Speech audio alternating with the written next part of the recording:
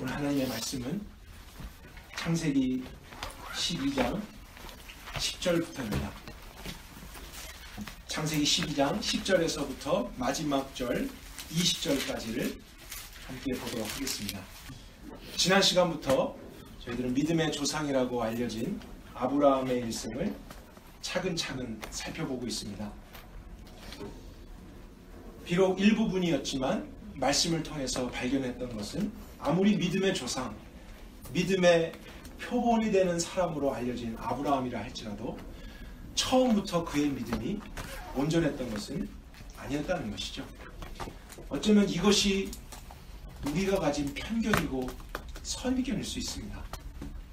우리는 성경에 나오는 인물들을 보면서 그들은 성경에 나오기 때문에 특별한 사람들일 거야. 믿음이 좋기 때문에 성경에 등장하는 것일 거야. 이러는 생각을 하면서 말씀을 객관적으로 보려고 하지 않고 주관적으로 볼 때가 있습니다. 그러나 오히려 하나님은 반대의 목적을 가지고 성경을 기록하신 것입니다.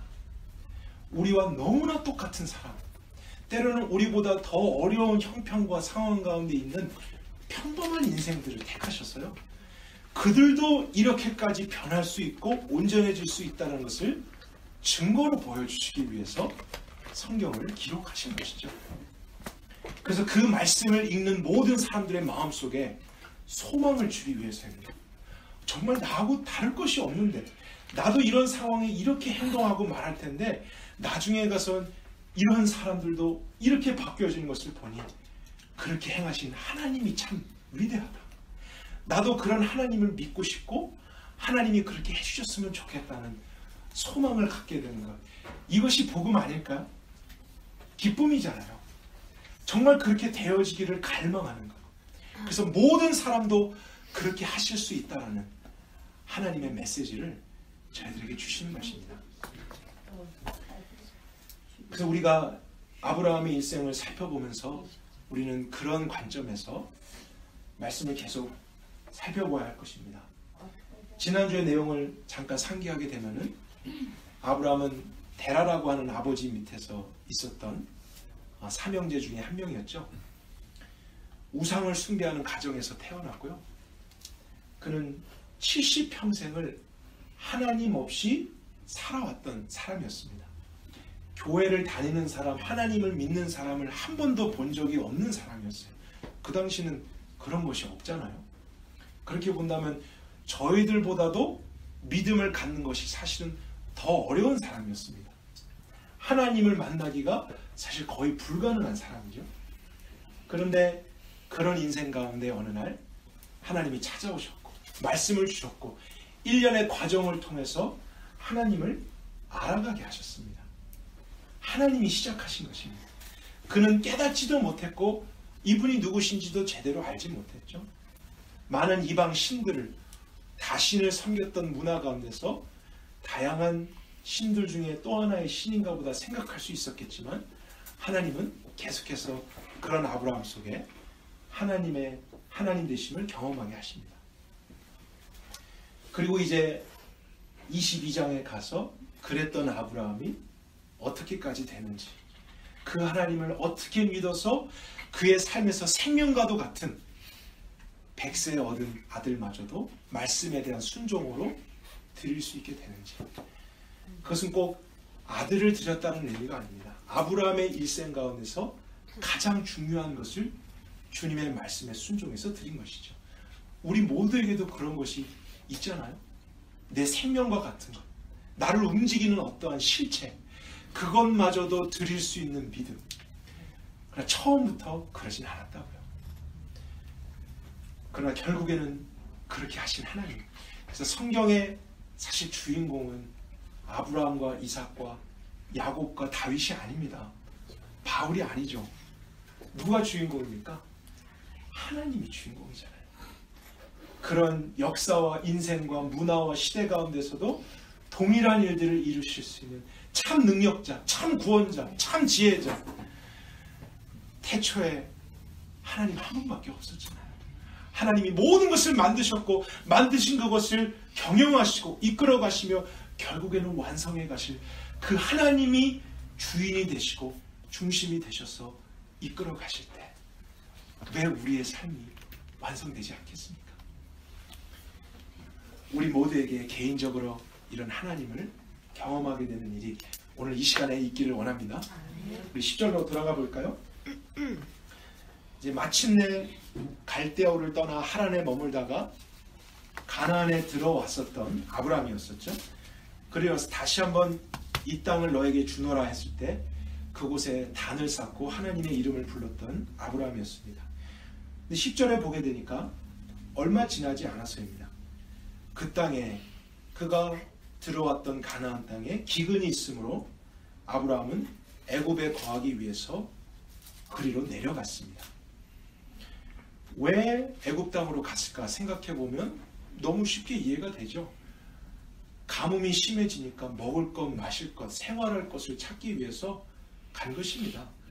우리 모두들도 사실 그렇게 사는 것 당연하게 여기잖아요.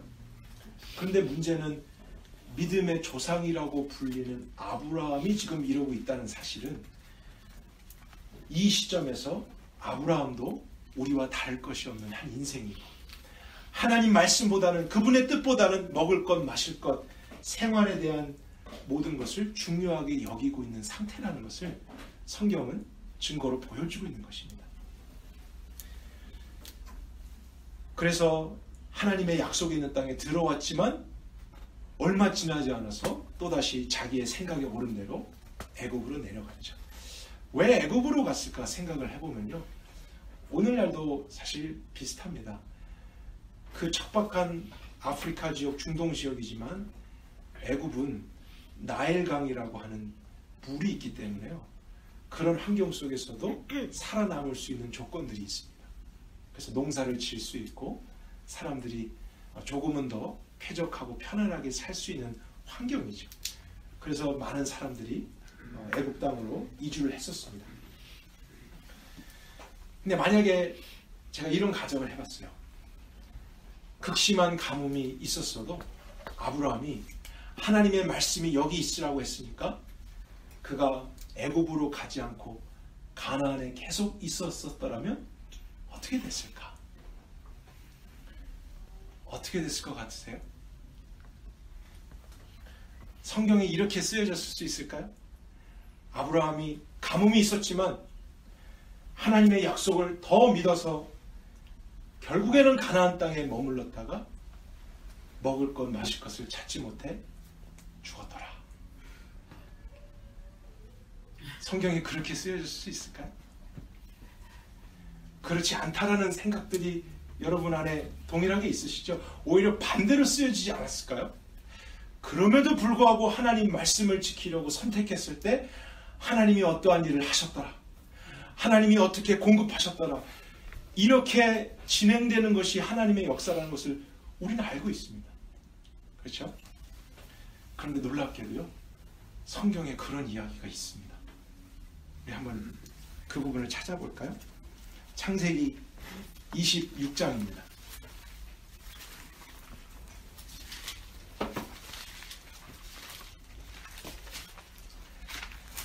이때는 아브라함이 지나고 나서 이삭이 등장할 시점입니다. 근데 26장 1절을 보게 되면은 참 중요한 정보가 있죠. 뭐라고 되어 있습니까?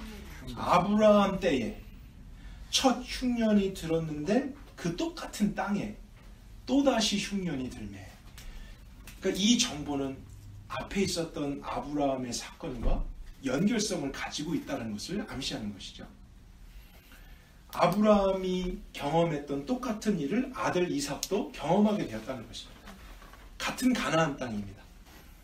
근데 이삭이 흉년이 들었을 때 그랄로 가게 됐는데요. 그랄은 아직 가나안 지역인데 조금 남쪽입니다. 그리고 그 지역은 블레셋 왕이 통치를 하고 있었던 구역이었어요. 2절을 볼까요? 그런데 갑자기 하나님이 이삭에게 나타나셔서 말씀을 주셨는데 첫 마디가 무엇이냐면 애굽으로 내려가지 말라. 그 뜻은 이삭도 가뭄을 만나니까 애굽으로 내려갈 생각을 즉시 했던 것입니다. 그것이 지혜로운 것입니다. 그것이 잘 사는 방법입니다. 모든 사람이 그 길로 갑니다. 근데 하나님은 애굽으로 가지 말고 오히려 내가 너에게 지시하는 땅, 내 말씀이 있는 땅, 약속으로 준 그 땅에 머물러라 했죠. 그리고 약속을 주십니다. 너가 이 땅에 거하면 내가 너와 함께 할 것이다. 가뭄이 있어도 내가 너와 함께 할 것이다. 그리고 너에게 복을 줄 것이다.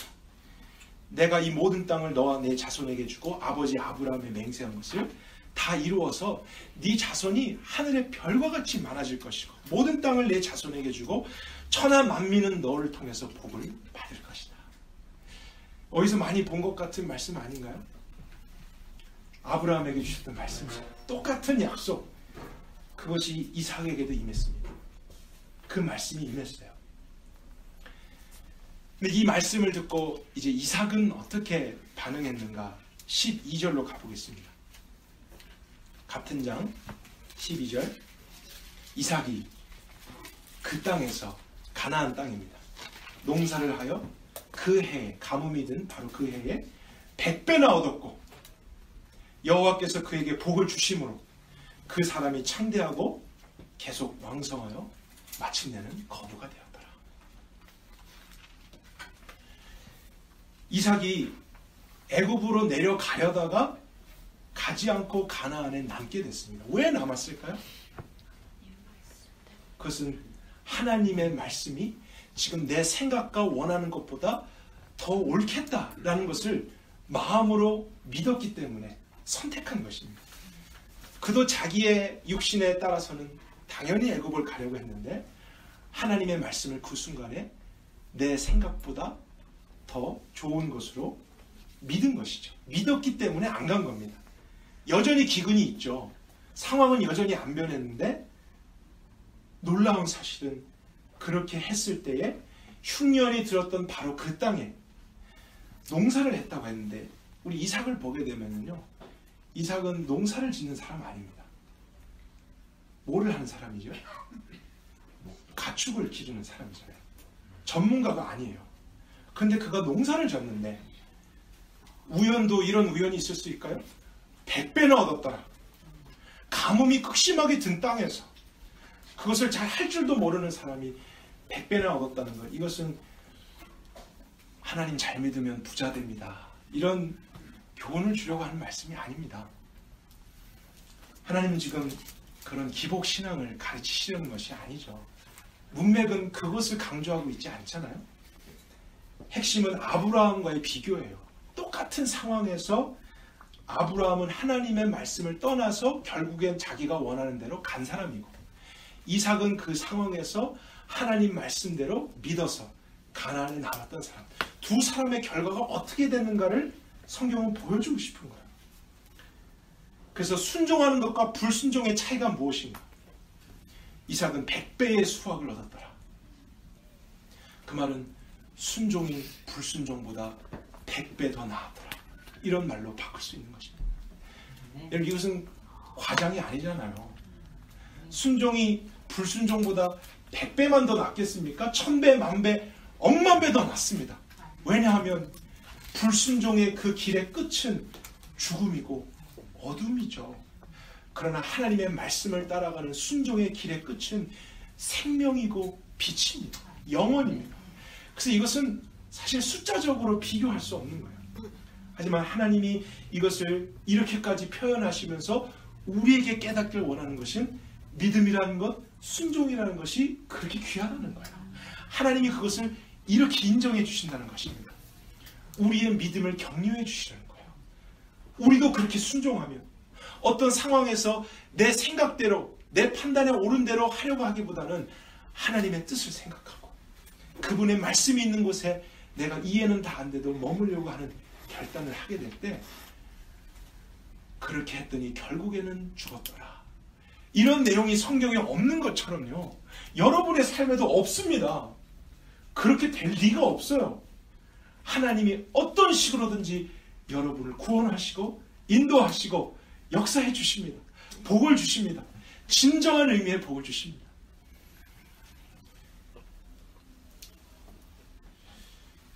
하나님의 말씀에 순종해서 후회하는 일은 결코 일어나지 않을 것입니다. 오히려 하나님의 말씀에 순종하지 않아서 후회하는 일들이 많아질 것입니다. 그럼 이제 이삭과 같이 비교해서 아브라함의 경우는 어떻게 되었나 궁금하시죠? 아브라함은 이제 반대의 길을 갔잖아요. 그래도 애굽을 갔습니다. 우리 오늘 본문 12장 돌아와서 아브라함은 어떻게 되었을까 한번 살펴보겠습니다. 10절부터 다시 보면 기근이 있어서 아브라함은 애굽에 거하려고 그리로 내려갔다. 아브라함이 애굽에 가까이 이르게 될 때에 그 아내 사레에게 말합니다. 보십시오. 내가 알기에 당신은 너무 아름다운 여인입니다. 여러분 참 아내들이 남편에게 이러한 고백을 받으면 얼마나 좋은 거예요? 두 사람의 사이가 참 이렇게 오붓했습니다. 아브라함은 아내 사레를 정말 사랑했습니다. 그런데 사랑을 하면서 한편 이제 다른 생각이 들기 시작했는데 나도 당신을 볼 때 이렇게 아름다운데 이방인 애굽 사람들이 그대를 볼 때는 그들도 아름답게 보아서 나를 죽이고 당신을 뺏어가려고 하지 않겠습니까? 그래서 그가 세웠던 계획이 무엇입니까? 당신을 나의 아내라고 하지 말고 내 여동생이라고 합시다. 그래서 사람들 앞에 내 동생이야 이렇게 소개하면은 오빠기 때문에 오히려 잘해주고 또 사례를 사람들이 취하는 일이 있을 수 있겠죠. 그래서 나는 당신 때문에 안전하고 내 목숨이 그대로 인해서 살 수 있겠노라. 참 좋은 생각인가요? 여러분 근데 아브라함이 언제 이런 생각을 하게 되었는가를 하는 것이 참 중요합니다. 언제 이런 생각을 시작했죠? 11절에 애굽에 가까이 가게 되니까 갑자기 이런 생각이 오기 시작했어요. 이 말은 하나님께서 말씀하신 자리를 떠나서 나의 뜻을 향해 가게 될 때는 사실 좋은 일이 있기보다는 염려와 걱정과 두려움이 따라온다는 것이에요. 이것은 역사와 시대를 불문하고 모든 인생에게 동일하게 나타납니다. 사실 어떤 사람도 아브라함에게 와서 아브라함이요, 당신의 아내는 너무 아름답기 때문에 애굽 왕이 당신의 아내를 원할 것입니다. 조심해야 됩니다. 이렇게 조언해 준 사람 한 사람도 없었어요. 신하가 얘기한 적도 없고 애굽 사람이 얘기한 적도 없고 지금 이거 누가 다 생각한 것입니까? 아브라함 혼자 생각한 거예요. 그런 일이 일어나지 않을 수도 있는데 오히려 자기가 혼자 이럴 수 있다, 이렇게 될 수 있다 하면서 생각한 나머지 그것에 대한 최선의 방법과 자기의 열심을 생각해낸 거예요. 그 결론은 거짓말을 해서 내 아내를 누이로 속이자. 하나님을 믿지 않을 때, 그분의 말씀을 따르지 않을 때 인간은 육체의 경험과 판단의 근거에서 자기의 최선의 열심을 따라 살 수밖에 없습니다. 그 열심의 끝에서 좋은 일들만 있으면 참 좋겠죠. 그러나 진리를 기록한 성경은 사실 그가 생각하고 바라는 것이 그곳에 없다라는 것을 결론적으로 이야기해 주고 있습니다. 우리들에게도 동일하다는 것을 또 선포하고 있는 것이죠. 어떻게 됐는지 한번 볼까요? 14절, 아브라함이 애굽에 이르게 됐습니다.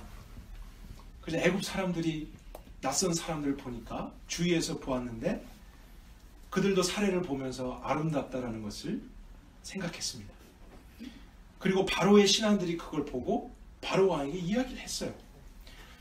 그래서 바로가 사례를 궁으로 데리고 갑니다.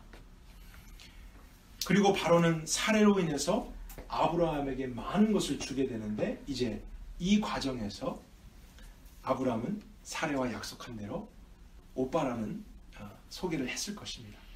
그래서 바로는 그에게 많은 것을 이제 주고 사례를 동생이기 때문에 자기의 또 다른 아내로 취하려고 했던 것이죠. 그런데 이제 문제가 일어났어요. 어느 날 여호와 하나님께서 바로에게 나타나셨습니다. 그리고 아브라함의 아내 사례를 취한 이유 때문에 그의 집안에, 그의 나라에 큰 재앙을 내리셨습니다. 그리고 나서 바로가 아브라함을 부릅니다. 아브라함, 내가 어찌해서 나에게 이렇게 했느냐? 내가 어찌 그를 너의 아내라고 나에게 속여서 거짓말했느냐? 우리가 지금 무엇을 보고 있나요? 이방 사람 바로 왕이 아브라함을 책망하고 있는 거예요. 너 왜 거짓말했냐? 너가 이 사람을 너의 아내라고 했으면 내가 이러지 않았을 텐데 왜 그렇게 말해서 너의 하나님께 내가 재앙을 받게 하느냐? 너는 왜 하나님을 믿지 않았느냐? 지금 이런 말을 아브라함이 다른 사람에게 듣는 거예요. 하나님을 믿지도 않는 사람에게 듣고 있는 거예요. 근데 참 놀라운 사실은 그 당시 바로왕이라고 한다면 그 시대와 지역에서 가장 권위를 가진 사람이죠. 모든 사람이 두려워할 권위자인데 또 그는 이방 신들을 섬기는 사람이었잖아요. 그럼에도 불구하고 여호와 하나님이 나타나셔서 그러한 것을 알게 하셨을 때 그는 두려워할 수밖에 없었습니다. 그 하나님을 인정할 수밖에 없었고 자기의 잘못한 것을 이제 고칠 수밖에 없었던 것. 하나님의 위대함이 또 이런 사건을 통해서 나타나고 있는 것이죠. 그래서 아브라함은 자신의 생각대로 했다가 사실 아무런 일이 없었을 상황 가운데 쓸데없는 문제를 경험하게 되고 긴장하게 되고 두려워하게 되고 거짓말하게 되고 아내를 다른 사람의 아내로 또 그렇게 넘겨주게 되는 실수를 했지만 그럼에도 불구하고 하나님께서 그런 상황이 되지 않도록 간섭해 주셨습니다. 그리고 너무나 부끄럽게 이방 왕에게 자신의 믿음 없음을 책망받게 됩니다. 하나님의 말씀을 떠나서 자신의 열심으로 살아가는 사람들의 삶이 이와 같을 수 있다는 것을 성경은 증거하는 것입니다. 그 생각대로 그 완벽한 계획대로 가봐도 후회할 것뿐이고 또 다른 문제 속에서 쉬지 못하고 계속되는 긴장과 수고로움 속에서 벗어날 수 없는 죄 가운데서 벗어날 수 없는 불쌍한 인생들, 그것이 저와 여러분입니다. 우리 모든 인간입니다. 아브라함이 그것을 대표적으로 보여주고 있습니다. 근데 이삭은 달랐잖아요. 이삭은 똑같은 형편과 문제와 상황 중에서도 자기도 그렇게 하고 싶었죠. 이삭이라고 특별했던 거 아닙니다.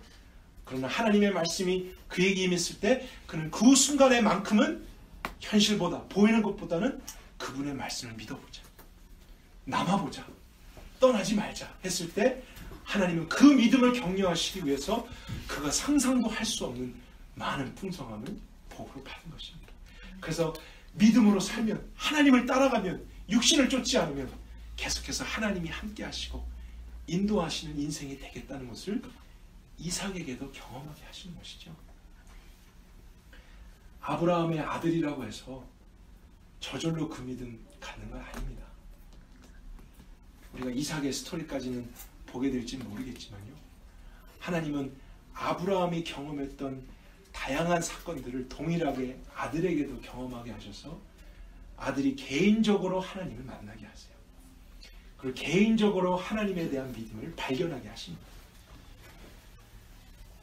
그 의미는 저희 모두들도 아무리 부모가 믿음이 좋아도 저절로 자녀들이 좋아지는 게 아니라 그 믿음은 다 개인적인 사건을 통해서 하나님 안에서 주어지고 발견하게 된다는 사실이에요.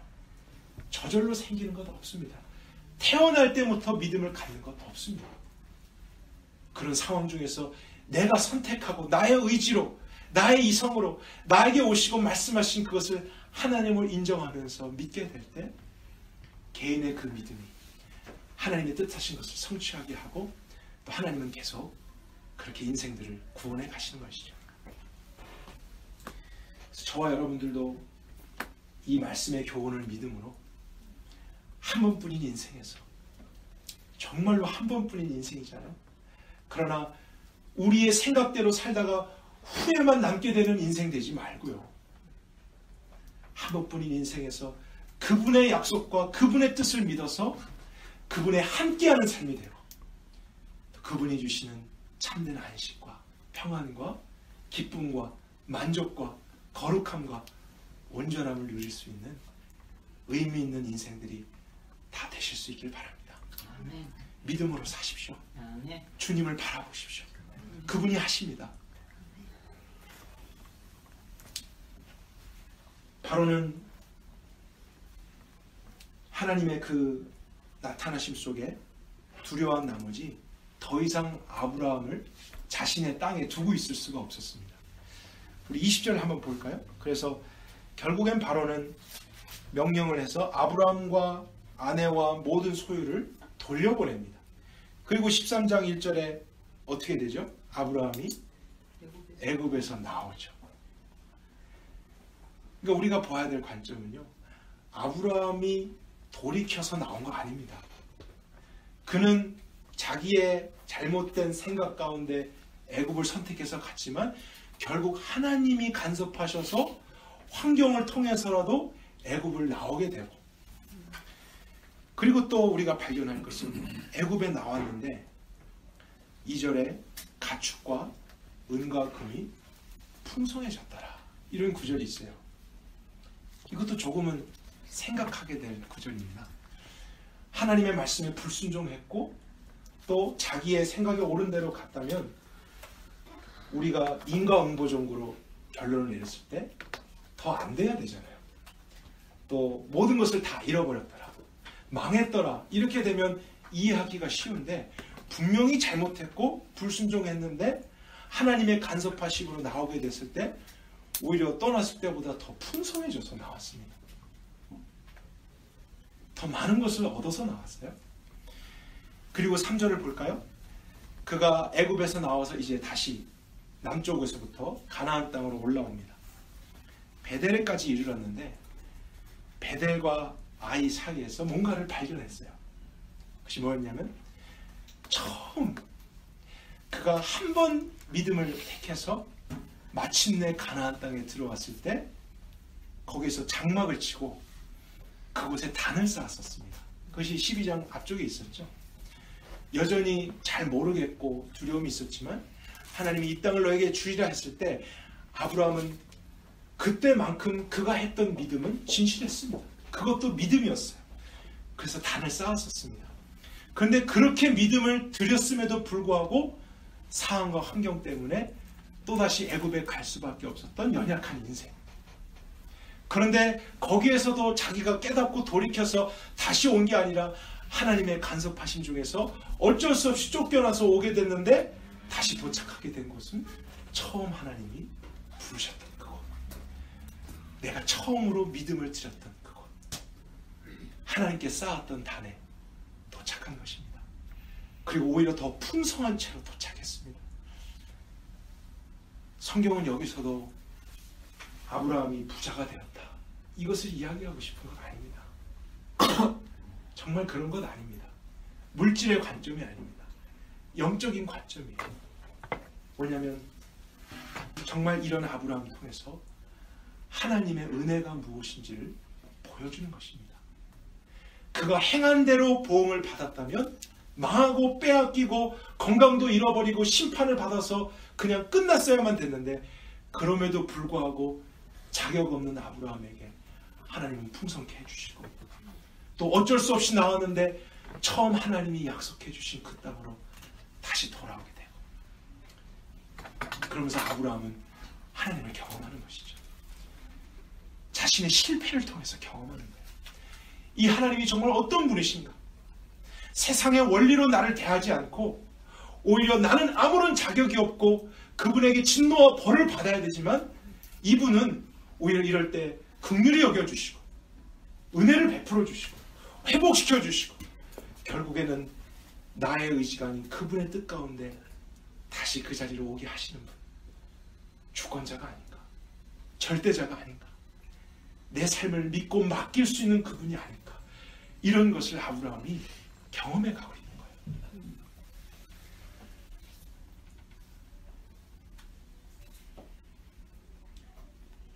우리는 이렇게 삶에서 하나님을 경험하는 것이 필요합니다. 아브라함은 22장까지 그렇게 하나님을 계속 경험해 갈 거예요.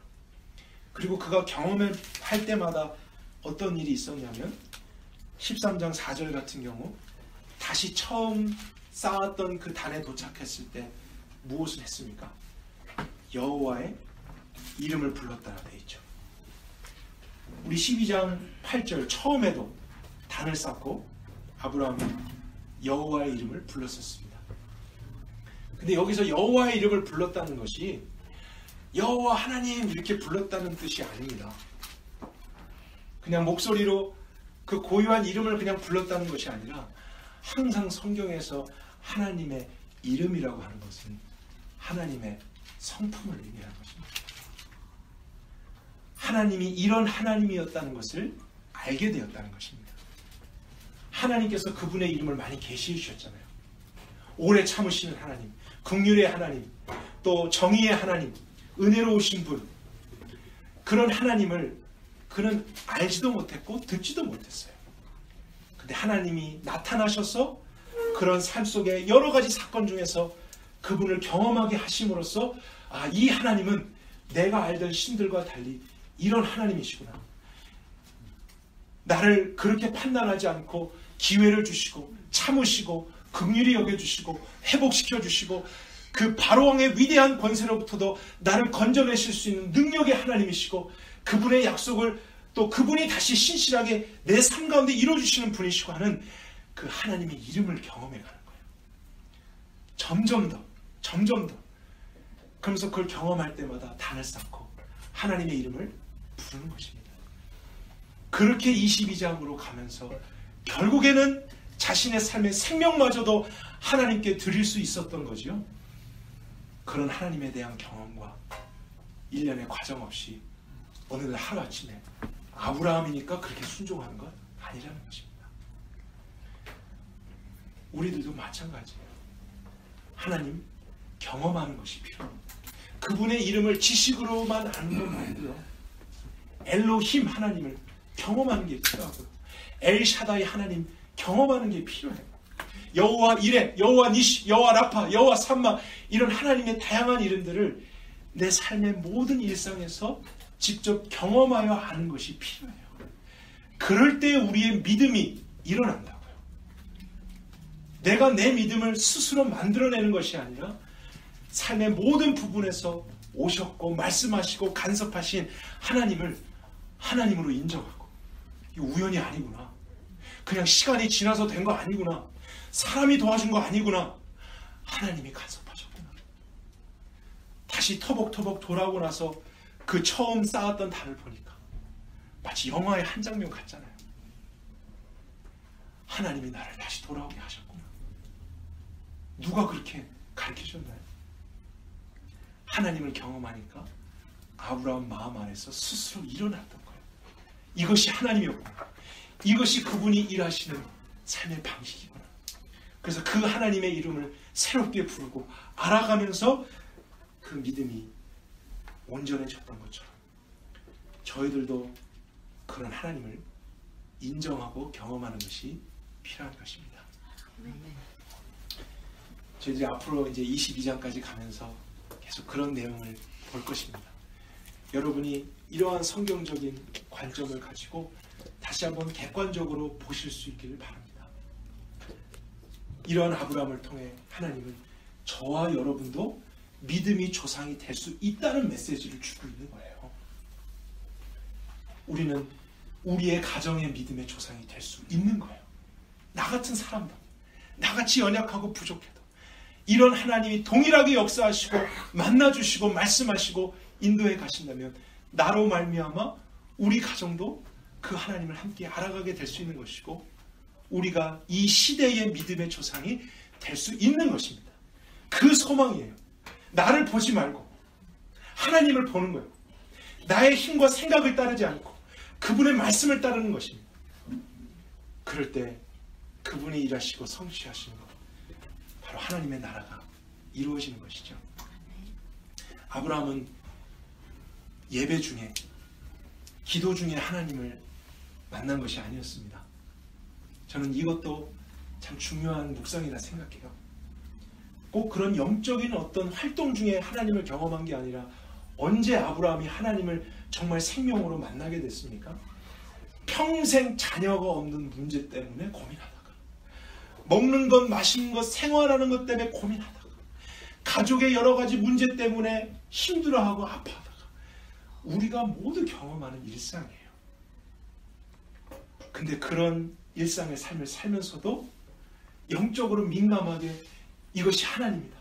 성공만 잘 되는 것만이 아니라 실패하고 넘어지고 좌절한 것 속에서도 하나님이 허락하셨고 기다리셨고 또 깨닫게 하신 일들, 그 모든 것을 영적으로 우리가 반응하면서 하나님을 알게 될 때, 경험하게 될 때 우리의 믿음도 반드시 온전케 될 줄 믿습니다. 여전히 부족하고 믿음으로 살지 못해도 그렇게 일하시는 하나님의 주권이 있음을 인정하십시오. 오늘도 그것에 대해서 확인시켜 주시려고 하나님이 여러분에게 직접 말씀하신다는 것을 인정하십시오. 또 여러분의 삶에서 까마득하게 잊고 그냥 살아왔었는데 어느 날 돌이켜보니까 하나님이 말씀하셨던 대로 이루어져 있는 것을 경험하신 적 없습니까? 내가 뭘 특별하게 더 노력하지 않았는데 돌아보니까 사실 하나님께서 뜻하시고 말씀하신 대로 돼 있구나, 안 된 것이 없구나, 이런 것을 깨달을 때도요, 그냥 우리가 나이가 들어가고 인생의 경험이 많아지는 것이 아니라 인정해야 하는 거예요. 주님이 하셨구나, 하나님이 그때도 역사하셨고 그리고 오늘날까지 인도하셨고, 그렇게 하나님의 이름을 우리가 계속 부르고 여러분이 각자의 삶에서 여러분 손으로 믿음의 단을 모든 일에서 쌓는 거예요. 이 일에서도 믿음의 단, 저 일에서도 믿음의 단, 그리고 하나님의 다양한 이름들을 계속해서 부르며 경험해 갈 때 그 모든 일련의 과정들, 하나님의 열심에 의해서 여러분도 온전한 믿음의 사람들이 될 것입니다. 그리고 그 믿음으로 세상을 이길 것입니다. 그 믿음으로 여러분들도 다른 사람에게 동일한 믿음을 심어줄 것입니다. 저는 소망합니다. 정말 우리가 복의 근원이 되기를 원합니다. 물질적인 개념, 그런 세상적인 개념의 복이 아니라 너무너무 중요한 영생에 대한 복, 하나님을 아는 복, 삶에서 죄를 이기는 복, 두려워하지 않고 염려하지 않고 상황과 환경 가운데 침몰당하지 않고 끌려다니지 않고 오히려 내가 세상을 이기고 다스리게 되는 이 놀라운 복을 우리만 아는 거 아니고요, 다른 사람들에게까지 알려주고 경험하게 해줄 수 있는 복의 근원들이 될 수 있길 바랍니다. 주님이 하십니다. 하나님을 보십시오. 주님이 하셨습니다. 주님이 하신 거예요. 오늘도 하고 계십니다. 내일도 그분이 하실 겁니다. 그분을 바라보십시오. 의지적으로, 영적으로 민감하게 그분을 찾고 기억하고 그분의 이름을 부르십시오. 그러는 가운데 하나님의 뜻, 우리가 알지도 못할 때 시작하신 그분에 의해서 반드시 지켜지고 완성될 줄 믿습니다. 아멘. 함께 기도하겠습니다.